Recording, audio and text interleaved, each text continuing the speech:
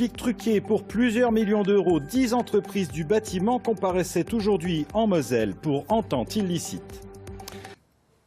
C'est en partie grâce ou à cause de lui que ce procès a pu se tenir devant le tribunal correctionnel. Patrick Malik, ancien entrepreneur de Moselle-Est, a dénoncé à la répression des fraudes un vaste système de corruption dans le BTP de 2008 à 2011. Particularité, Patrick Malik est à la fois prévenu et partie civile dans ce procès, mais il est surtout le grand absent du jour. Son ombre plane sur la salle d'audience. On était parti sur une affaire qui semblait très importante et puis finalement on a des chefs d'entreprise qui sont finalement poursuivis pour des marchés publics de peu d'importance. On n'a plus de partie civile, le principal accusateur n'est plus là. Je l'ai dit, c'est une affaire qui se dégonfle.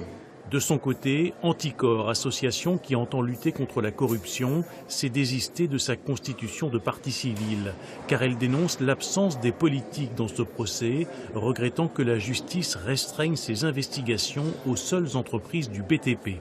On s'est retiré parce que pour nous c'est une parodie de justice. Vous trouvez anormal qu'il n'y ait que des chefs d'entreprise qui soient convoqués devant le tribunal correctionnel? Ah oui, ça c'est vraiment une blague. C'est comme si vous mettiez l'avare et le gentilhomme et que vous aviez l'avare qui est tout seul. Donc il ne serait pas avare tout simplement. Là vous avez des corrompus et vous n'avez pas les corrupteurs. Des entrepreneurs du bâtiment qui organisent des tables rondes pour se partager des travaux pour les collectivités ou encore se mettre d'accord entre eux sur les tarifs. Entre 2008 et 2011, l'enquête a permis de constater qu'une soixantaine de marchés publics avaient été truqués.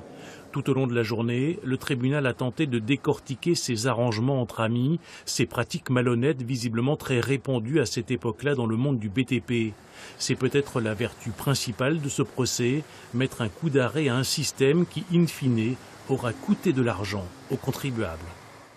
Voilà, et puis les réquisitions viennent de tomber de 5 mois à 10 ans de prison, de 5 mois à 1 an, de prison avec sursis ont été requis à l'encontre des accusés avec des amendes allant jusqu'à 20 000 €. Le jugement est en attente.